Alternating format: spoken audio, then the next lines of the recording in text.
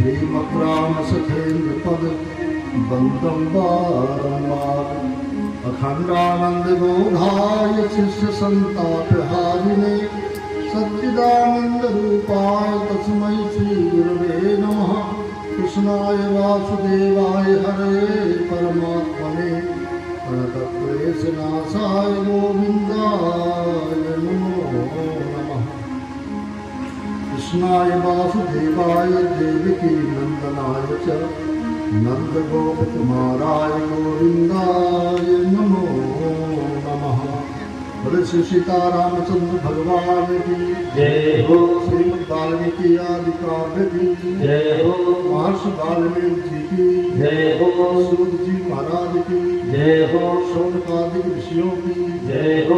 सत्य सनातन धर्म की जय हो। यज्ञ भगवान की जय हो। पवन सुत हनुमान की जय हो। आचार्य श्रीमद् रामचंद्र महाराज की जय हो। सदगुरुदेव भगवान की जय हो। सब संतों की जय हो। सब भक्तों की जय हो। जय जय श्री सीताराम जय जय श्री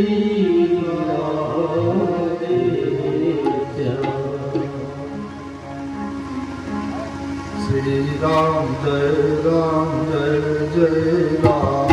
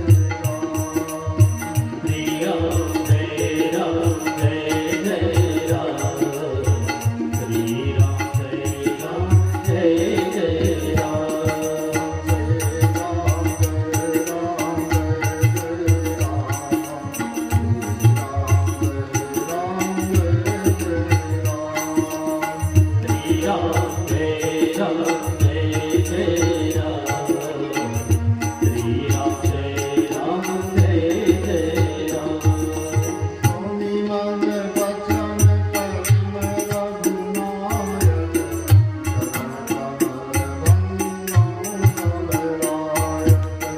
मुनि मन वचन कर रघुनायक करते कमल बंधु सजनायक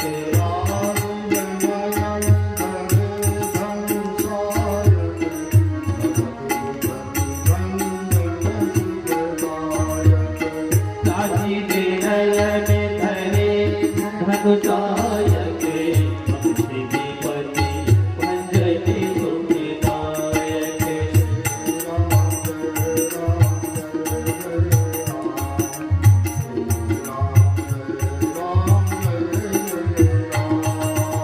श्री राम जय राम जय जय राम श्री राम जय राम जय जय राम श्री राम जय राम जय जय राम श्री राम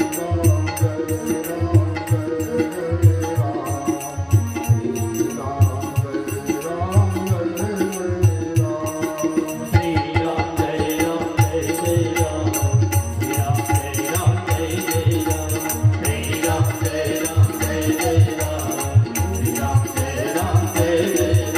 श्री राम जय राम जय जय राम श्री राम जय राम जय जय राम श्री राम जय राम जय जय राम श्री राम जय राम जय जय राम बोले आनंद कंद भगवान की जय हो श्रीमद् वाल्मीकि आदि काव्य की जय हो गुरु गोविंद देव की जय हो परम मंगलमय भगवान श्री सीताराम जी का विग्रह स्वरूप श्रीमद् वाल्मीकि आदि काव्य आवाहित सभी देवता विद्यमान प्रत्यक्ष एवं अप्रत्यक्ष सभी शक्तियां भगवान श्री सीताराम जी को नमन कर प्रातः स्मरणीय पूज्य सदगुरु चरणों को सब नमन कर आज वाल्मीकि आधारित राम कथा के माध्यम से पंचम दिवस पर उपस्थित सभी धर्म प्रेमी सज्जनवृंद एवं भक्तिमती देवी शक्तियों भगवान के चरित्रों में कल के प्रसंग में भगवान श्री राम जी ने शिव के धनुष को तोड़ा। मातेश्वरी जानकी किशोरी जी के साथ में भगवान का मंगलमय विवाह संपन्न हुआ। बारातियों का भव्य स्वागत हुआ। श्री राम जी के प्राप्त होने के बाद चारों पदार्थ मिलते हैं ना, इसीलिए चारों कुमारों का विवाह हुआ और चारों दिव्य शक्तियों का मिलन हुआ। धर्म अर्थ काम मोक्ष के चार पुरुषार्थ है। भगवान की कृपा हो जाती है तो चारों पुरुषार्थ केवल एक पुरुषार्थ नहीं आता, चारों पुरुषार्थ साथ में आते हैं। जिनकर नाम लेत जगमाही सकल अमंगल मूल नशाई कर तल हो पदार्थ सारी एक श्री राम कहे चारों पदार्थ मारे मिल गए हों। माता सुनैना के संबंध में शिव पुराण में कथा आई कि पितरों की 3 कन्या थी, मैना, सुनैना, कामनी। एक बार देवलोक में सभा लगाई गई। उस सभा में सभी देवता, पितर, यक्ष, गंधर्व सबको बुलाया गया। मृत्यु लोक सभी महान तपस्वियों को बुलाया गया, जिसमें सनकादिकों का भी आमंत्रण था। सनक, सनंदन, सनातन, सनत कुमार।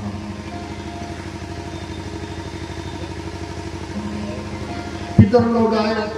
पितरों की 3 बेटियां थी, तीनों बेटियों को साथ में लेके आए। जब उस सभा में सनकादिक गए, सनक, सनंदन, सनातन, सनत कुमार, तो जितने भी देवता, यक्ष, पितर, गंधर्व थे, सिद्धचारण, सब खड़े होकर अभिनंदन करते, स्वागत करते। किंतु ये तीनों बेटियां खड़ी नहीं हुई। इनके मन में कोई तो भाव नहीं था, खड़ी नहीं हुई। सोचे कि हमको क्या आवश्यकता है कि महात्मा लोग हैं, ये सब स्वागत कर रहे हैं, हमारी क्या आवश्यकता, बैठे रह गए। सनकादिकों ने कहा कि सबने अभिनंदन किया, खड़े होकर स्वागत करते हैं आप तीनों को, ये तीन कन्याएं हैं, ये बैठी रह गई, हमारा अपमान हो गया। उन्होंने कहा नहीं महाराज, अपमान तो हमने नहीं किया, हम तो आपके कारण भी आप तपस्वी संत हैं, आपके सामने क्यों खड़े हो, हम चुपचाप बैठे रह गए। बोले फिर भी अपमान तो हुआ, आपने अपराध किया, और अपराध का परिणाम यह है कि आप तीनों को मृत्यु लोक में पैदा होना पड़ेगा। तीनों दुखी हो गए, उनको प्रणाम किया। महाराज हमारे मन में कोई भी कुभाव नहीं था, कोई हमारा दोष नहीं था, देशवासी हमारे मन में कोई छल कपट नहीं था, निरापराध आपने हमें दंडित कर दिया। महात्मा दयालु है, उन्होंने करुणा करके दया करके उनको आशीर्वाद दिया कि श्राप तो हुआ, मृत्यु लोक में पैदा होना पड़ेगा, लेकिन आप तीनों के मन के भाव शुद्ध है, इसलिए तीनों का उद्धार होगा। कैसे? बोले मैना हिमालय की पत्नी बनेगी, जिनकी बेटी पार्वती होंगी, और उस संबंध से पार्वती का विवाह भगवान शिव के साथ होगा, तो बेटी के संबंध से भगवान शिव से संबंध बन जाएगा, तो आपका उद्धार हो जाएगा। सुनेगा को बोले आप जनकपुर में शीलध्वज नामक जनक के पत्नी बनेगी। आपके यहाँ भगवती मातेश्वरी भूमि कन्या बनकर की किशोरी जी जानकी जी पैदा होंगी, आपकी बेटी कहलाएंगी, और उस बेटी का संबंध भगवान श्री राम से होगा, तो आपका उद्धार हो जाएगा। बेटी के संबंध से भगवान श्री राम मिल जाएंगे तो उद्धार हो जाएगा। कामनी को कहा आप द्वापर युग में वृषभानु नामक राजा के यहाँ पर आप पत्नी बन के जाएंगे, आपकी बेटी राधा भी होगी। भगवान की जो दिव्य शक्ति है, राधा बनकर के कन्या के रूप में आएंगे, और उस राधिका का संबंध भगवान श्री कृष्ण से होगा, और उस संबंध से बेटी के संबंध से भगवान से संबंध जुड़ जाएगा, रिश्ता जुड़ जाएगा, तो आपका उद्धार हो जाएगा। तो सनकादिकों ने तीनों देवियों को, कन्याओं को मृत्यु लोक में आने का श्राप भी दे दिया, और भगवान से संबंध बनने का आशीर्वाद भी दिया। तो संत के श्राप में भी कल्याण छिपा रहता है। अब वो कल्याण कैसे छिपा रहा कि आज भगवान श्री राम जी का संबंध माता सुनैना से हुआ, भगवान का दर्शन हुआ, मंगलमय विग्रह का पूजन करने का अवसर मिला, बेटी का विवाह संपन्न हुआ।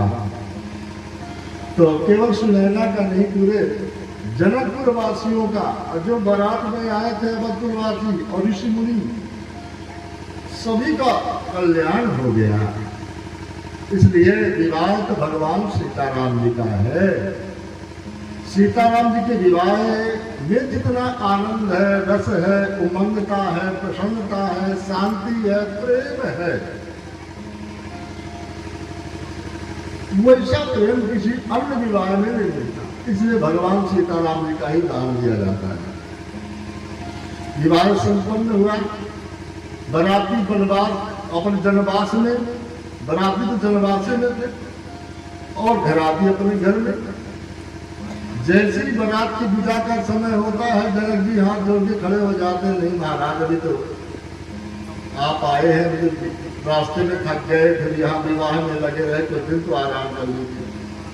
इसी क्रम से चलने को तैयार होते हुए जनक जी हाथ जोड़ करके प्रेम से रोक लेते। विश्वामित्र जी ने विचार किया कि ऐसे तो जनक जी अपने प्रेम में बांधे रहेंगे, यहाँ से जाने नहीं देंगे, और यदि पानी और संत एक जगह देगा तो ठीक नहीं है, इसे संत को विदा लेना चाहिए।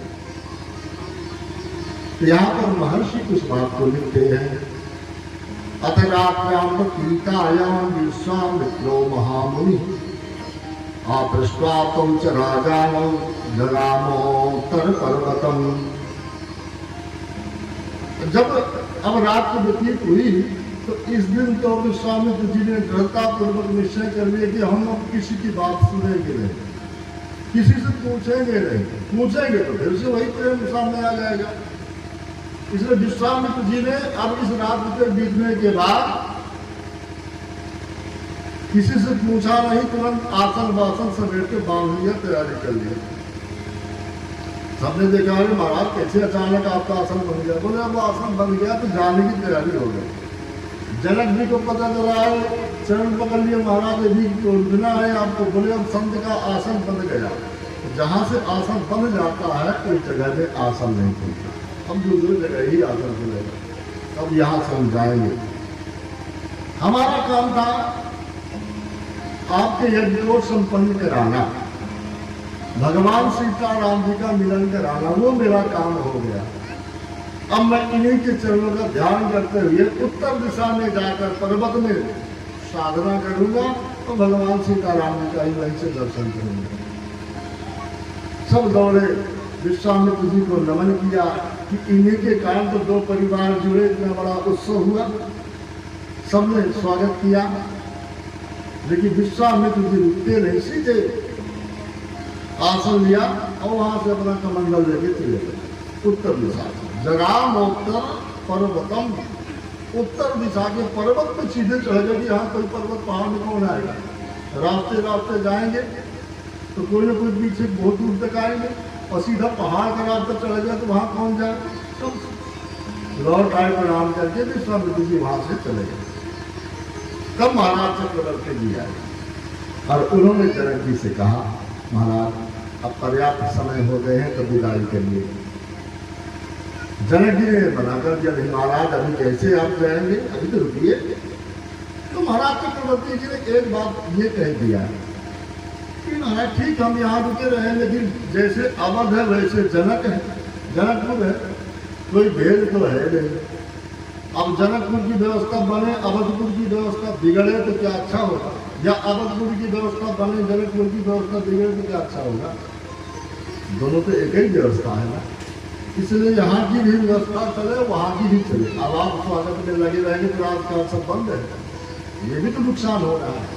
और वहाँ से हम आ गए तो वहाँ का भी राजकाज सब बंद है, तो दोनों जगह के कार्य चलना चाहिए। तो महाराज जनक ने उन्हें पर्याप्त दहेज दिया, और दहेज में तो हाथी घोड़ा रथ सब प्रदान करते। एक प्रसंग ऐसा आता है कि महाराज जनक जी ने दहेज में एक हाथी दिया, और उस हाथी को लेकर के महाराज चक्रवर्ती जी गए। तो जब तक अवध की सीमा नहीं पड़ी तब तक खाता पीता रहा, और जैसे अवध की सीमा में प्रवेश किया तो पानी पीना भी बंद कर दिया। महाराज चक्रवर्ती जी को लगा कि हो सकता है इच्छा अभी ना हो, लेकिन अवध में जाने के बाद भी कुछ खाया नहीं, कई दिन हो गए। उनको लगा कहीं बीमार तो नहीं हो गया। वैद्यों को बुलाया, उपचार करवाया, दिखवाया, सब प्रकार से उपचार किया गया, लेकिन हाथी वहां अवध में एक बूंद जल भी ग्रहण नहीं किया। चिंता हुई कि लगता है कुछ व्यवस्था बिगड़ रही है, हो सकता है कि जनकपुर में इसकी अलग ढंग से व्यवस्था मिलती रही हो। सूचना आई जनक को, जनक जी समझ गए कि ये जानकी जी को अपनी बेटी मानता है, और बेटी के यहाँ का जल कैसे पिए। तुरंत जनक जी ने उसके आहार की व्यवस्था, जल की व्यवस्था किया। बोले महाराज हमने दहेज में दे दिया है तो वापस तो लेंगे नहीं, लेकिन अब इसके लिए जनकपुर से ही आहार और जल की व्यवस्था होगी। हाथी रहेगा अवध में, लेकिन भोजन और जल उसको जनकपुर से जाएगा। तो जनकपुर से ही व्यवस्था करते रहे। ऐसा प्रेम पशुओं में भी था माता श्री किशोरी जी के प्रति में। यहाँ महर्षि वाल्मीकि लिखते हैं, विश्वामित्रे गते राजा वैदेहं मिथिलाधिपम् आपृष्ट वै जगामासु राजा दशरथापुरी। विश्वामित्र जी चले गए हैं अब यहाँ से विदाई का क्रम प्रारंभ हो गया, इसलिए हमें भी चलना चाहिए।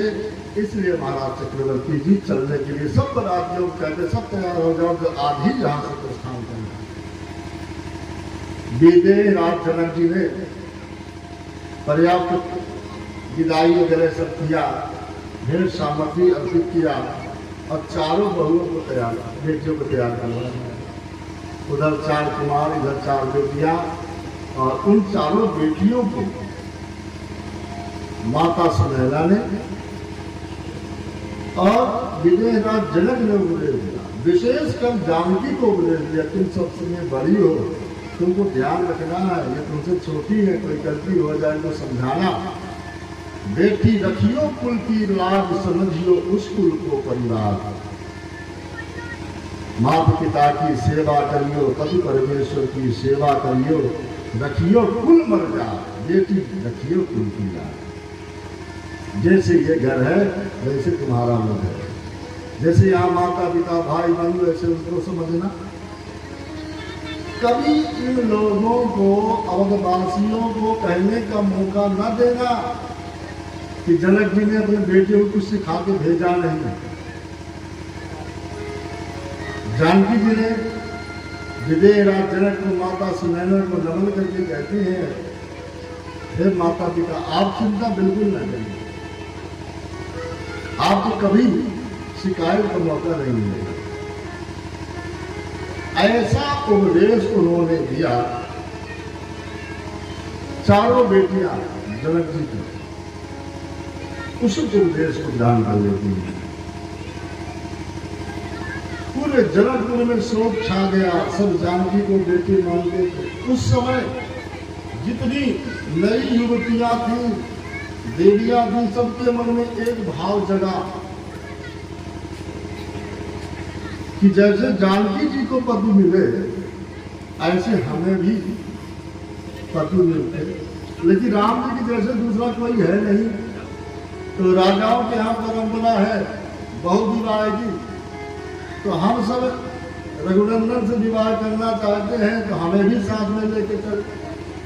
रघुनंदन ने मना कर दिया कि हम एक पत्नी व्रती रहेंगे, हमारे साथ दूसरी कोई रानी नहीं है, एक ही विवाह संपन्न होगा। लेकिन सबके मन का भाव था, इसलिए भगवान ने उन्हें वचन दिया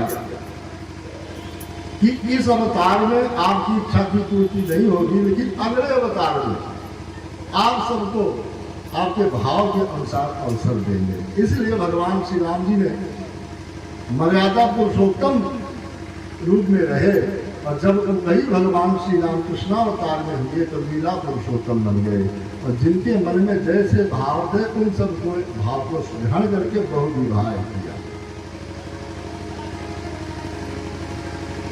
जानकी जी के वियोग में तोता मैना जिसको जानकी जी ने पाला था, वो भी वियोग में शोकाकुल हो जाते हैं। सुख सारिका जानकी जाए, सुख सारिका जानकी जाए,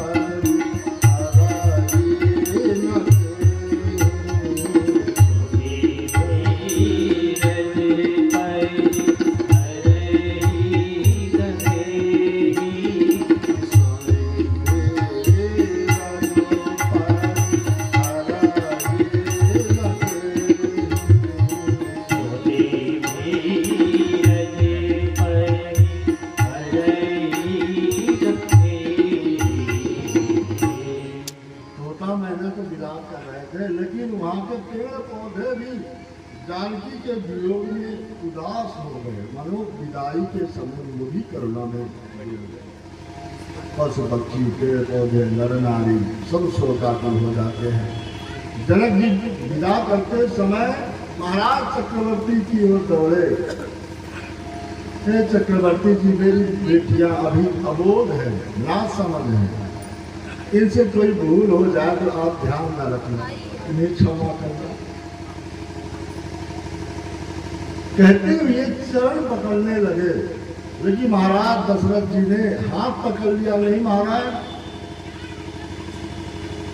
आपने हमें एक नहीं 4 कन्या रत्न दिए हैं, ये हमारी बेटियां हैं, और ऐसे लक्ष्मी स्वरूपा बेटियों को पाकर हम धन्य हो गए। गलती की तो कोई बात नहीं, बच्चे गलती करते भी हैं तो उसमें माता पिता को प्रसन्नता ही होती है, आप बिल्कुल चिंता न करें। प्रणाम करने लगे तो महाराज चक्रवर्ती जी कहते, नहीं जनक जी, आप दाता हो, हम याचक भिखारी हैं, आपने हमें दान दिया है, दाता का हाथ ऊपर होता है और लेने वाले का हाथ, याचक का हाथ नीचे होता है। आप हमसे बड़े हो, हम आपसे छोटे हैं, तो हमें चाहिए कि हम आपको प्रणाम करें। जनक जी ने कहा, महाराज ऐसा ना करिए। तो बोले, फिर जब आप हमसे प्रणाम नहीं करवा रहे तो हम भी आपसे प्रणाम नहीं करवा रहे, तो क्या हो? बोले, गले मिल जाए। तब से परंपरा हो गई, सब भी गले से मिलने लगे। महाराज जनक जी धन्य हो जाते हैं कि चक्रवर्ती जी के कितने उदार भाव हैं, कितना प्रेम है, बड़ा आदर करते हैं जनक जी का। वहां से बारात की विदा होती है। श्री रघुवीर विवाह जे सप्रेम गावहि सुनहि, तिन कहूँ सदा उछा मंगलाय तन राम दस। ऐसा मंगलमय विवाह हुआ, विदाई हुई, सब भावुक हो जाते हैं, चाहे घराती हो या बराती हो। विदा होकर के जनकपुर से प्रस्थान किए। बारात जा रही थी वापस कि रास्ते में एकदम से तूफान उमड़ गया, इतना भीषण तूफान, सब भयभीत हो गए। अचानक ये क्या हो गया?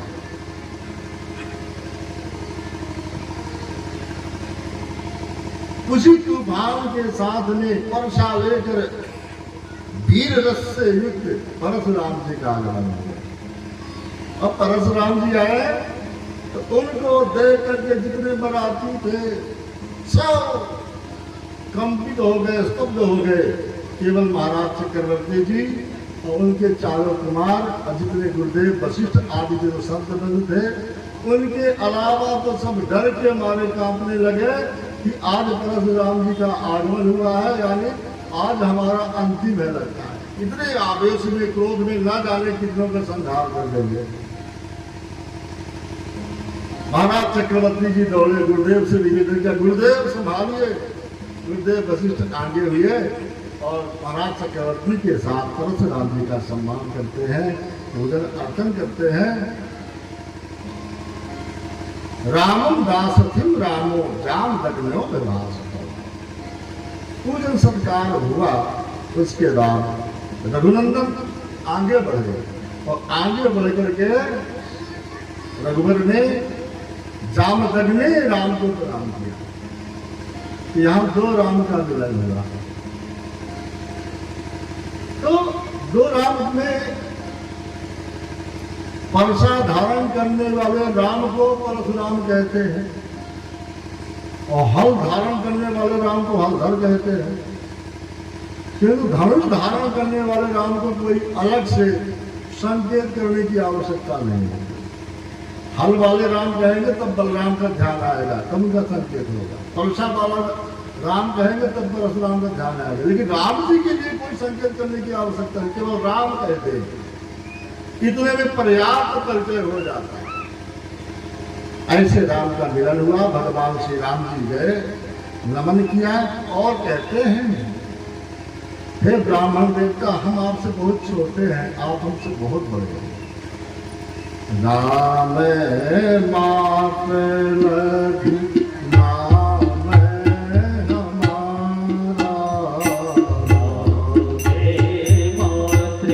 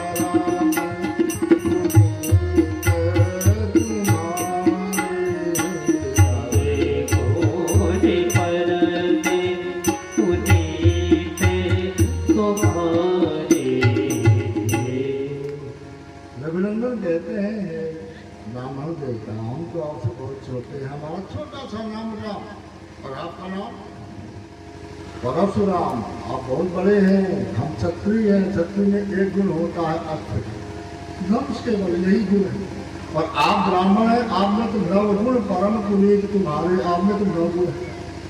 और नवगुण कौन कौन से हैं? भगवान श्री राम जी ने परशुराम जी से कहा आप में ये गुण है, ऋजु तपस्वी संतुष्टा क्षमा शीलो जितेंद्रिय दाता ज्ञानी दयालुष्य ब्राह्मण ही नवभिर्गुण। हे ब्राह्मण देवता, ये आप तो वित्तिज है, वित्तिज माने वेद पाठी वेदज्ञ है, तपस्वी है, साधना करने वाले, संतोषी है, क्षमावान है, शीलवान है, माने व्यवहार कुशल है, और जितेंद्रिय है, दाता भी है, आप दान भी करते हैं और ज्ञानी भी है, साथ में दयालु करुणा भी आप में है। ये ब्राह्मण में जो नवगुण होते हैं वो आप में विद्यमान है, किंतु हम आपसे बहुत छोटे हैं, इसलिए हमारे में केवल एक धनुष का गुण है, हर विधि आप हमसे श्रेष्ठ हैं, इसलिए हम आपको वंदन करते हैं। परशुराम जी ने अनसुना कर दिया। परशुराम जी कहते हैं रामदास थे वीर्य वीर्यम ते सूते भूतम धनुषो भेदरम से वो निकले मया सुतम। हे राघव, हम आपको जानते हैं, हमें हम न भरमाइए, आप हमको भ्रमित नहीं कर सकते, हम आपके पराक्रम को भली भांति जानते हैं।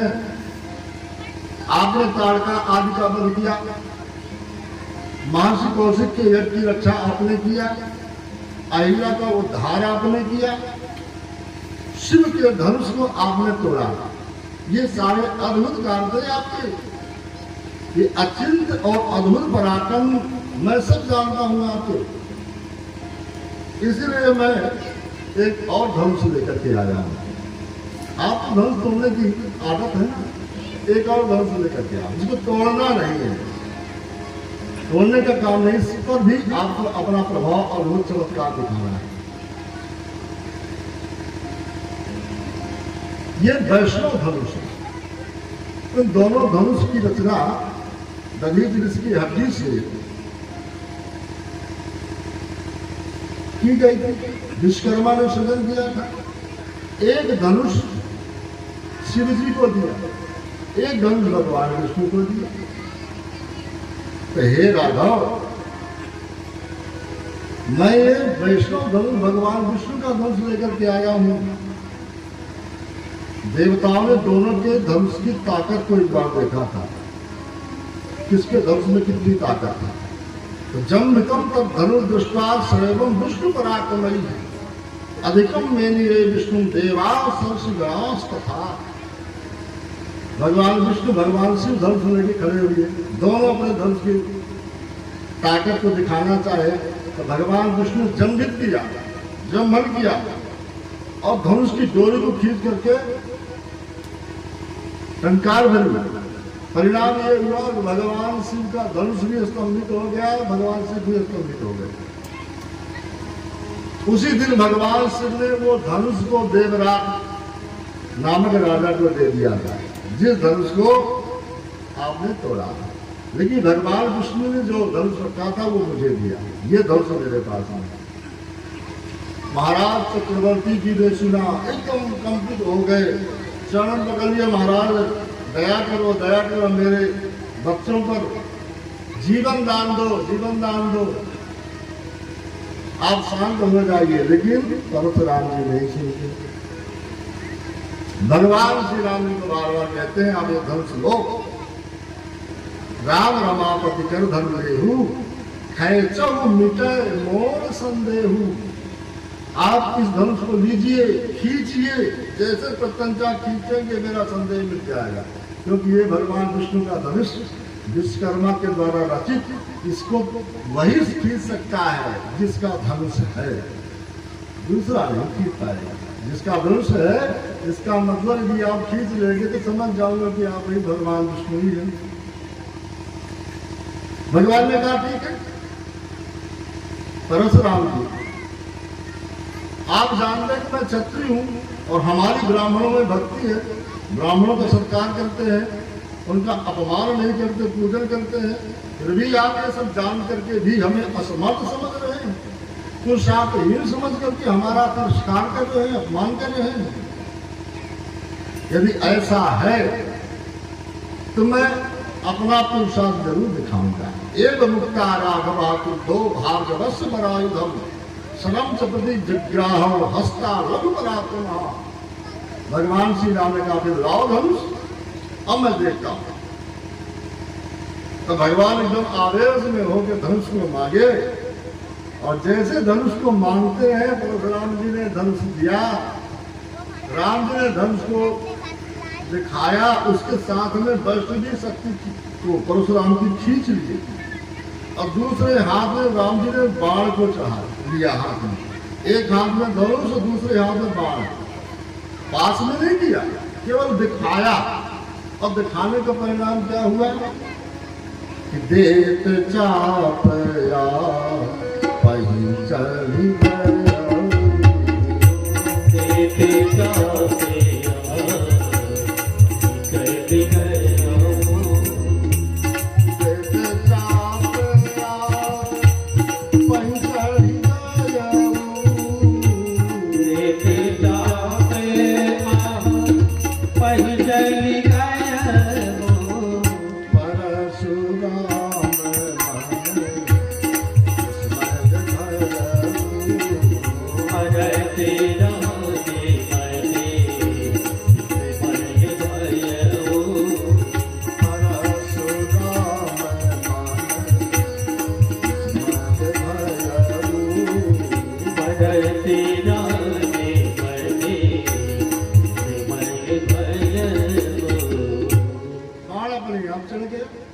राम जी ने कहा ये वैष्णव बाण है,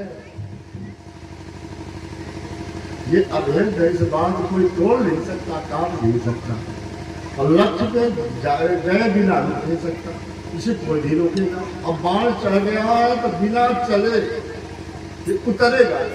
अब बताओ कहाँ छोड़ दे? आपने माना नहीं, बाण चढ़वा दिया, अब कहिए तो आपके ऊपर छोड़ दिया जाए।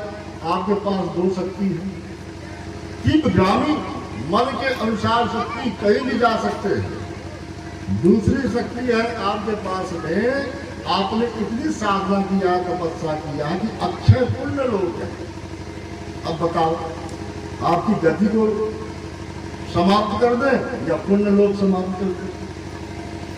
परशुराम जी ने हाथ जोड़ लिया, प्रभु कृपा करो, कृपा करो, शीघ्र जाने की गति मेरी मत समाप्त कर दो। क्योंकि बन कारण से तो मैं कई बार धरती को जीत लिया, और जीत करके धरती को क्या किया कि कश्यप जी को मैंने दान दे दिया। जो वस्तु दान में बीत गई है उसको मैं उपयोग नहीं करता। अब धरती तो मेरी रही नहीं, कश्यप जी को मैंने दिया है। तो रात में इस धरती पर विश्राम नहीं करता, इसलिए महेंद्र पर्वत जाता, महेंद्र पर्वत में ही विश्राम करता हूँ। तो मेरी गति समाप्त न करिए, मेरे अक्षय पुण्य लोग हैं, उन्हें आप समाप्त कर देंगे। ठीक है, अक्षय पुण्य लोग तुम्हारे समाप्त कर देंगे, लेकिन किस दिशा में बाण छोड़े? परशुराम जी ने कह दिया पश्चिम दिशा में छोड़ दो। बोले सोच लीजिए जिधर बाण जाएगा वहां कुछ बचेगा नहीं, बोले छोड़ना तो पड़ेगा ही, प्रभु छोड़ दो पश्चिम दिशा में। भगवान श्री राम जी ने बाण पश्चिम दिशा में छोड़ा, और जिधर पश्चिम क्षेत्र में बाण गया पूरा सब कुछ धरती जल गई, रेगिस्तान हो गया। उसी का नाम आज राजस्थान हुआ। रेता रेता पूरी धरती जल गई। धरती माने प्रभु से निवेदन किया, प्रभु हमारा क्या अपराध? क्रोध तो परशुराम ने दे दिलाया, दंड देना था परशुराम को देना था, हमें को दंड दे दिया। अब इस क्षेत्र में कोई बसेगा नहीं, क्योंकि पूरा भाग ये जल गया। तो भगवान ने फिर धरती माँ पर कृपा करके आशीर्वाद दिया, ये क्षेत्र तो जल गया है लेकिन सब परिपूर्णता रहेगी, कोई कमी नहीं रहेगी, ये मेरा आशीर्वाद है। तो धरती माता पर अनुग्रह करके भगवान श्री राम ने आशीर्वाद दे दिया। जले हुए क्षेत्र में रेता रेता जहाँ वहाँ भी सब मंगल ही है, वहाँ भी आनंद है। कुछ ऐसी चीजें पैदा हो रही है, मार्बल कहाँ से लाएंगे?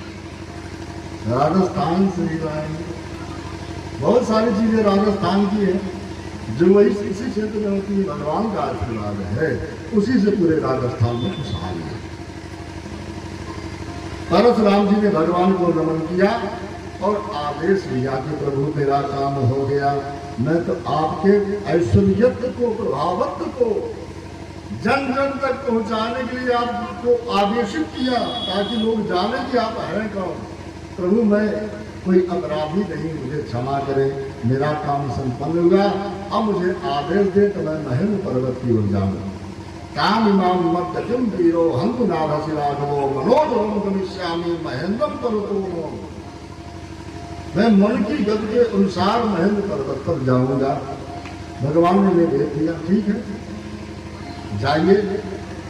परशुराम भगवान की जयकारी करते ही वहां से प्रस्थान करते हैं। कहीं जय जय जय रघुकुल के तू, कहीं जय जय जय रघुकुल के तू, कहीं जय जय जय रघुकुल के तू, कहीं जय जय जय रघुकुल के तू, रघुपति जय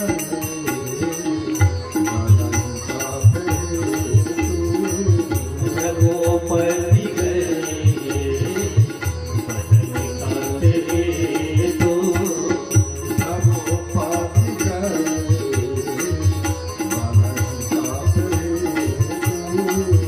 रघुपति जय रघुपति गए जब परशुराम जी वहां से महेंद्र पर्वत की ओर चले गए तब बरातियों के प्राण लौटे।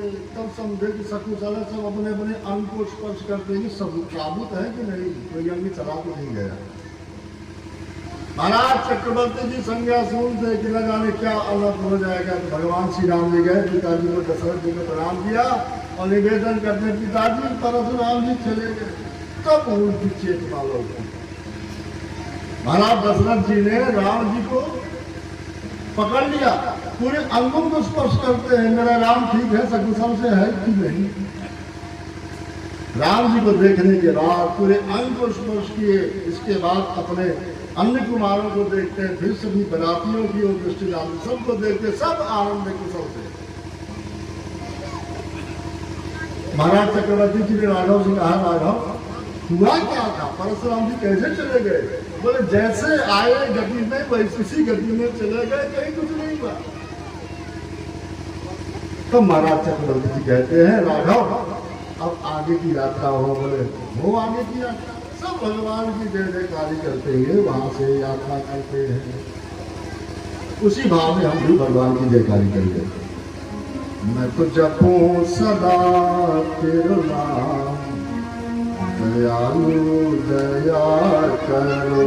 मैं तो जपूं सदा तेरा नाम, दयालु दया करो। मैं तो जपूं सदा तेरा नाम, दयालु दया करो। मैं तो जपूं सदा तेरा नाम, दयालु दया करो। दया करो प्रभु, दया करो। दया करो प्रभु, दया करो। कृपा करो, कृपा करो प्रभु, कृपा करो। सदा तेरो नाम, दयालु दया करो। मैं तो जपूं सदा तेरो नाम, दयालु दया करो।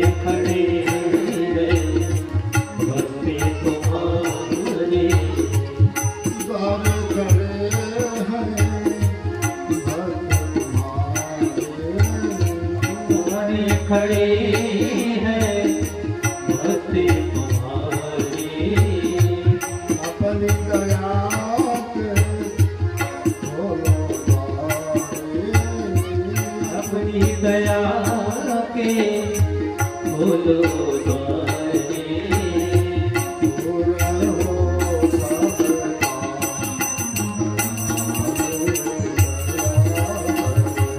तेरी पूरनी हो सविता दयालो दयालो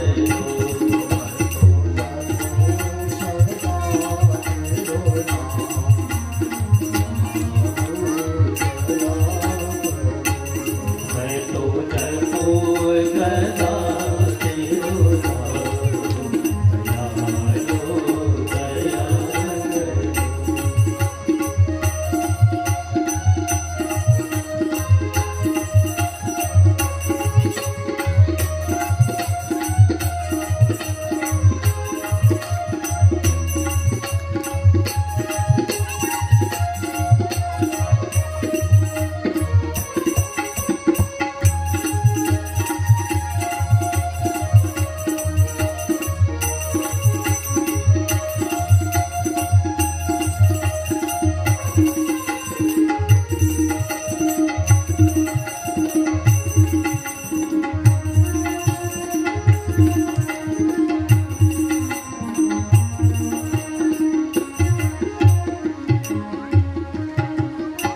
भजन कीर्तन गान तेरा, भजने की कीर्तन गावे तेरा भजन कीर्तन गान तेरा, भजने की कीर्तन गावे तेरा नित कोठ नाम ध्यान तेरा, नित कोटि नामे गावे तेरा कृष्ण कृष्ण श्री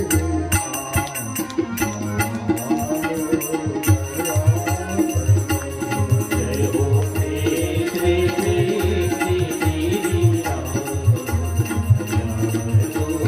दयालो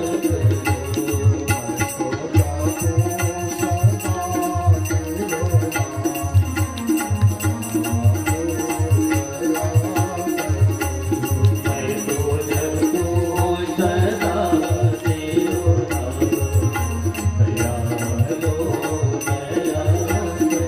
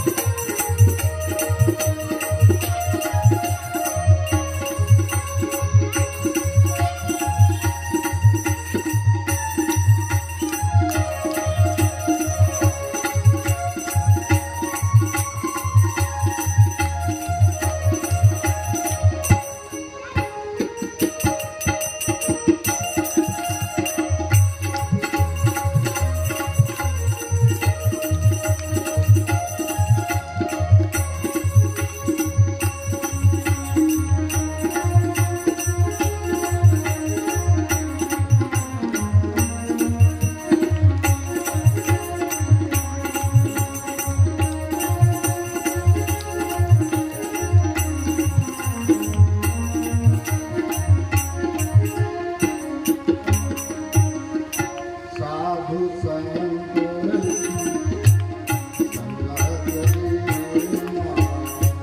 साधु सच्चे की संगत देना साधु संत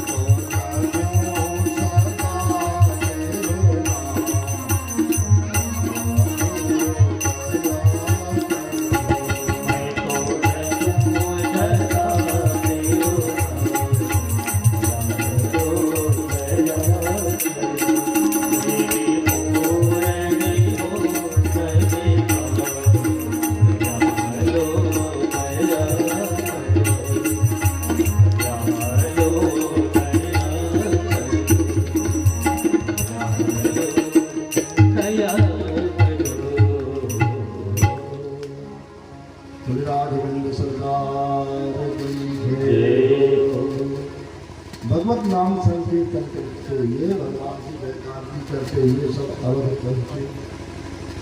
4 दिन रास्ते में लगते थे जनकपुर से, बारात गई कभी 4 दिन में पहुंची, तो वापस आए तो 4 दिन लग गया। अवध में आए, अवध में बारातियों का स्वागत हुआ, दर्शन हुए, और इसके बाद में इष्ट देवता कुल देवता रंगनाथ भगवान राम जी के इष्ट देवता रंगनाथ भगवान का पूजन किया गया। और इसके बाद समय आया वधू प्रवेश का, तो माताओं ने मुख देख करके जो भी उपहार देना देखती है। माता कौशल्या ने मुख दिखाई में राम जी को दे दिया, और बेटी जानकी अब तक मेरा अधिकार राम पर था, लेकिन आज से मैं तुम्हें राम को सौंप रही हूँ, तुम्हारा अधिकार राम पर रहेगा। माता कैकेयी ने मुख दिखाई में जानकी जी को सोने का भवन दिया। जिस दिन से कैकेयी माँ को पता चला कि रघुनंदन का विवाह हो रहा है, माता कैकेयी ने सोचा पुराने घर में उनको हम नई बहू को थोड़ी तो बेच देंगे, सोने का भवन बनवाना शुरू किया। तब तक में भवन बन गया। अब बारात जब लौट के आई तो मुख दिखाई में कैकेयी माँ ने जानकी जी को सोने का भवन दिया, उसी का नाम है कनक भवन, और उपहार दिए। सुमित्रा माँ ने सोचा हम क्या दे, मेरे पास तो कुछ है नहीं। बड़ी दीदी ने तो दे दिया राघव को, छोटी दीदी ने दे दिया सोने के भवन, और हम क्या दे। सोचने लगी। फिर उसके बाद में सुमित्रा माँ ने जानकी जी को मुख दिखाई में लक्ष्मण का हाथ ही सौंप दिया। बेटी जानकी, अब तो ये लक्ष्मण मेरा बेटा था, अब आज से मेरा अधिकार ये तुम्हारा बेटा है, तुम पर इसका अधिकार है, तुम्हारा इस पर अधिकार है, जहां तुम रहोगी वहीं में तुम्हारा बेटा लक्ष्मण रहेगा। और मांडवी को मुख दिखाई में शत्रुघ्न का हाथ सौंप दिया। बेटी मांडवी, तुम्हारी सेवा के लिए तुमको हम एक बेटा दे रहे हैं शत्रुघ्न को, अब आज से तुम्हारा अधिकार होगा। और जो उनके पास वस्त्र अलंकार थे सब भेंट दे देते हैं। माता जानकी जी रघुनंदन के साथ बधू प्रवेश में सुवर्णमय भवन में प्रवेश करते हैं।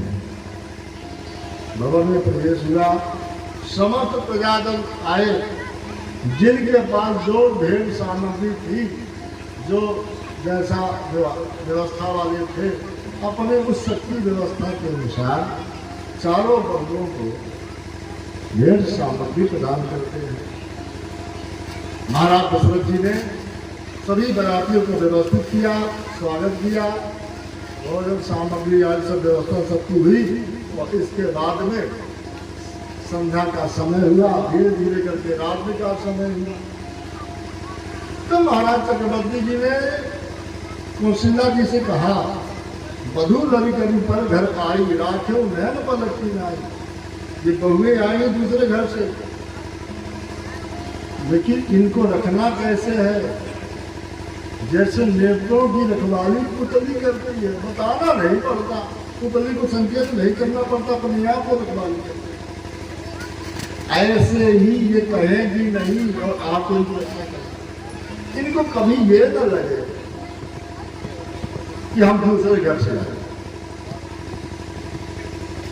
ये बड़ी विचित्र बात है कि घर में जब बेटी रहती कह देती पराई संपत्ति है, दूसरे के घर में जाना है, तो उसको अपना नहीं मानते, अपना नाम गोत्र नहीं देते, क्योंकि पराए दूसरे कुल में जाना है।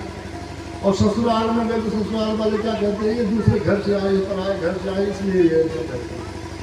तो बेटी न मायके की रहेगी न ससुराल की रहेगी।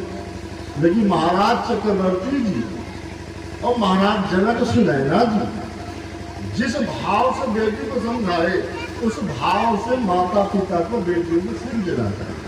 और जिस भाव से दशरथ जी ने कौशल्या को समझे कैसे बहू के साथ व्यवहार करना है, उस भाव से सास ससुर को व्यवहार करना चाहिए। तो बेटी दोनों घर की बराबर है, और बेटी दोनों कुल का उद्धार करती है। तो महाराज चक्रवर्ती जी ने कौशल्या देवी से बहुओं के बारे में बताया और भी महाराज चक्रवर्ती जी कहते हैं इनको मौका दो, अब इनके पास मत बैठो, थक गए हैं, अब इनको विश्राम की आवश्यकता है। लड़का समुद्र उन्नीद बस शयन करा बन जाए, अस कहेंगे विश्राम कह रामचरण बुलाए। सबको विश्राम के लिए महाराज चक्रवर्ती जी ने आदेश दे दिया, सब विश्राम के लिए चले गए। और इधर राम जी का जब से विवाह हुआ, राम जी विवाह करके आए, तब से नित्य नया उत्सव अवध में होने लगा, नई नई खुशियां अपने आप अवध में पैदा होने लगी। जब ते राम जाहि घर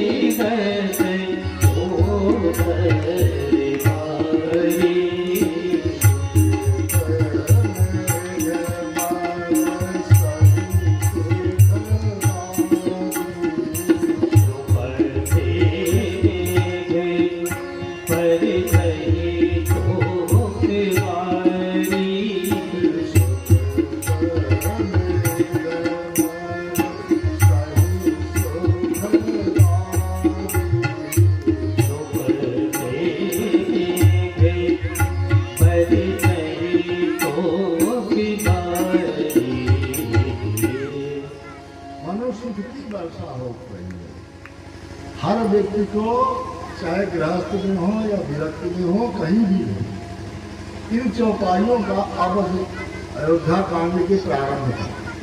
जब ते राम ब्याई घर आए, विद नव मंगल मोद बधाए, भुवन चाय दस भूतर भारी, सुगत मेघ बरसे सुकुरारी। लगभग ये एक पूरा दोहा था, बढ़िया मंगल में। तो इसका रोज पाठ करना चाहिए। रोज जो पाठ करता है उसके जीवन में मंगल होने लगता है। यदि व्यवस्था नहीं भी है तो भगवान की कृपा हो जाती, कोई न कोई साधन तैयार हो जाते, व्यवस्था होने लगती है। इसलिए मंगलमय मंत्र है, चौपाइया नहीं है। गोस्वामी जी ने ये मंत्र दिए और किसी भी प्रकार की आपदा नहीं आने वाली, इन चौपाइयों का ऐसा मंत्र है। महर्षि लिखते हैं कि बारात लौट के आई, सब व्यवस्थित हो गए, आने वाले सब विदा लेके जाने लगे। उसी समय भरत जी के मामा भी आए थे, युधाजित आए। तो उस समय से भरत को मिलाने के लिए जब बारात जनकपुर के लिए चली गई, लेकिन आए अवध में पिताश्री धोता को देखना चाहते हैं, भरत को हम मिलाने के लिए आए हैं। पता चला कि अभी तो बारात में सब गए हैं। युधाजित भी कई देश से आए थे, कई के भाई, वो ही पीछे पीछे चले गए थे। बारात लौट के आई, अभी तक मौका नहीं था, कई दिन बीत गए, इधर सब व्यवस्थित हो गया तो मौका लगा। युधाजित ने महाराज चक्रवर्ती जी से कहा, पिताश्री से आने हैं, धोता को भरत को देखना चाहते हैं, आप आदेश करो तो हम भरत को लिवा ले जाएं। और भरत अकेले तो जाएंगे नहीं, इनके साथ में शत्रुघ्न भी जाएंगे, तो दोनों को आप आदेश करें। गच्छता मातुल कुलम भरते निदानः, शत्रुघ्नो शत्रुघ्नो नीता प्रीति दुरस्कृतः। महाराज चक्रवर्ती जी ने कह दिया, ठीक है महाराज, विभाजित भरत जी को लिवाने के लिए आए हैं और आपके पिताजी ने बुलवाया है, तो ठीक है ले जाइए। भरत शत्रुघ्न को रथ में बैठाए और लेकर के कैकेयी देश चले जाते हैं। इधर अवध में नित्य नया उत्सव चलता रहा, आनंद चलता रहा, दिनचर्या नित्य कपि की राम चलती रही। कुछ काल बीत गए। एक जगह तो ये प्रसंग मिला कि विवाह के बाद लगभग 12 वर्ष बीत गए थे। अवध में राम जी रहते थे। 27 साल के राम जी थे। तब विवाह करके आए। दूसरा, क्योंकि 15 वर्ष की अवस्था में गए थे विश्वामित्र के साथ और 12 वर्ष तक विश्वामित्र जी के साथ में। और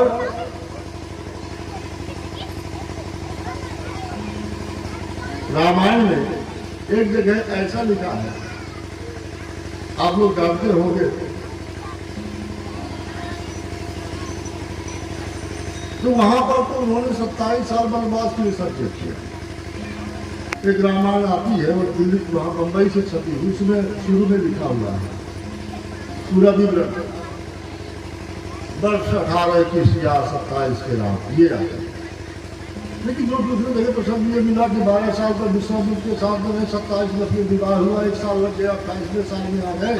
अब इसके बाद में 12 साल तक अवध में रहे, 40 वर्ष के राम जी हो गए।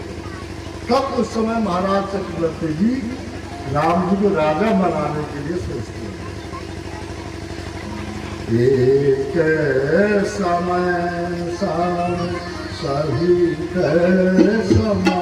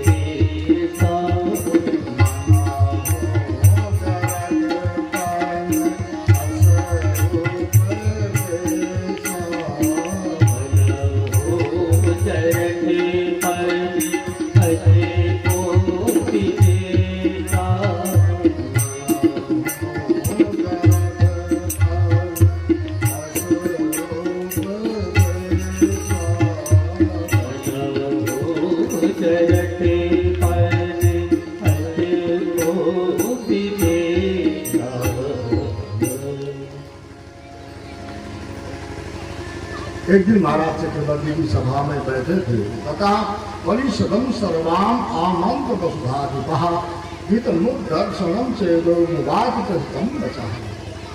सभा में बैठे थे, राम जी के राज्याभिषेक के बारे में सोच रहे थे, कब किया जाए, कैसे किया जाए। उसी समय अचानक उन्होंने दर्पण देखा और दर्पण देखा तो कान के पास में सफेद बाल दिख गया। संकेत मिल गया कि वृद्धावस्था आ गई। ये संकेत था। अभी कलयुग में सब प्रकृति का वातावरण बदल गया, तो चाहे भले 10 साल की लड़की के बाल सफेद हो जाए, पहले एक मर्यादा उस नियम से ही सब काम होता है। वृद्धावस्था मतलब अब कुछ ही से समय रह गया, बाल सफेद होने लगे, मतलब अंतिम समय आने को बहुत कम समय से। तो उन्होंने देखा, ओहो कान के पास सफेद बाल आ गए, मतलब ज्यादा समय नहीं है मेरे लिए।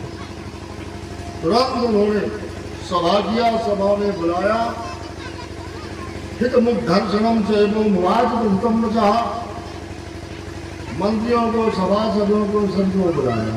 अब बुला करके कहते अपने मंत्रीरा, हे सभासदों, हे मंत्रियों, 8 मंत्री थे, सभी को अब मैं वृद्ध हो गया हूं, अब मेरे जीवन का एक काम शेष है, अवध को राजा देना, युवराज देना। तो मैं तो गृहस्थ जीवन में रहते हुए 60,000 वर्ष से ज्यादा तक भोग किया है। अब मैं चाहता हूं कि अपना ये राजपद ज्येष्ठा रानी के पुत्र जो गुणों में, भाइयों में, अपने समाज में, इस व्यवस्था में सबसे श्रेष्ठ लगते हैं, जिनमें राजोचित गुण हैं और सबके जो प्रिय है, हितकारी है, ऐसे राम के बारे में मैं सोच रहा हूं कि उनको मैं राजपद दे दूं और ऐसा भी हो जाए तो मेरे जीवन का सब काम मानो संपन्न हो गया। अब आप लोग बताइए, मेरे मन में ये विचार आ रहा है, तो यदि ये मेरे विचार सत्य हो, सही है, ठीक लगे, उचित हो, तो फिर आप हमें मार्गदर्शन करें। सभासद बड़े प्रसन्न हो गए। अनेक वर्ष साहस तो बद्धस्ता मसी पार्थिवो सरामम युवराजानम अभिसिम जस्य पार्थिवम। हे महाराज, आप तो हजारों वर्ष तक राज कर चुके हैं, आप बड़े धर्मात्मा राजा हैं और सबको अच्छा मार्ग प्रदान किए और हमको सब विधि आपने सुख प्रदान किया। लेकिन अब जब राज देने की बात है, राम जी की बात है, तो ये कार्य आप अब शीघ्र कर दीजिए, क्योंकि आप लोग हो गए हैं, अब समय आ गया है कि राम जी राजा बने। रघुनंदन सर्वविध योग्य है, प्रजा पालन करने में तत्पर है, सबके हितकारी है, गुणकारी है। हमारे सहित हम लोग तो चाहते हैं कि हमारे से हमारे घर के लोग भी, बाल बच्चे भी सब यही चाहते हैं कि कौन सा कब ऐसा दिन आएगा जब राम राजा हो, छत्र चमर से युक्त जगराज पर आरूढ़ होकर के कब ऐसा मौका आए कि अवध की गलियों में निकले और हम सब लोग उनका दर्शन करें। इसलिए महाराज, हम सबकी यही अभिलाषा है कि आप ये मंगलमय कार्य अब शुरू करें। सभासदों का विचार सुनकर महाराज चक्रवर्ती जी को तो अंदर से अच्छा लगा, लेकिन उनके मन का भाव यथार्थ क्या है जानने के लिए महाराज चक्रवर्ती जी ने, अच्छा ये बताओ आप लोग कि मैं प्रजा पालन में, राज करने में, व्यवस्था देने में, सेवा करने में कोई कमी तो अपने तरफ से नहीं किया, फिर भी मेरे रहते हुए आप लोग राम को राजा क्यों बनाना चाहते? राम के बारे में क्यों सोचते? मेरे कमी होगी या मैं सही ढंग से पालन नहीं कर पा रहा हूँ, राज नहीं चला रहा हूँ, मुझे कुछ ऐसा लगता होगा, तभी तो आप लोग मेरे रहते हुए अगले राजा को चाहते हैं। लेकिन सभासदों ने एक स्वर में हाथ जोड़कर बड़े विनीत भाव से निवेदन किया, हे महाराज चक्रवर्ती भूपाल शिरोमणि, हम आपके सेवक हैं, प्रजा हैं, प्रजा पालक हैं, आज्ञा पालन करना हमारा धर्म है, आपके अनुशासन में रहना हमारा कर्तव्य है, उसी भाव में रहते हैं। आप में कोई दोष नहीं है, आप में कोई कमी नहीं है, किंतु हम तो आपकी बात के अलावा भी इक्ष्वाकु से लेकर अब तक जितने राजा हुए बड़े धर्मात्मा हुए, अब आप तो उसी धर्मात्मा में है, किंतु राम जी की जहां पर बात है तो राम जी सबसे बढ़ करके है। इक्ष्वाकु से लेकर अब तक राजा, धर्मात्मा, सूरवीर, योद्धा, गुणकारी सब हुए, लेकिन रघुनंदन तो इन सबसे अलग है, इन सबसे महान है।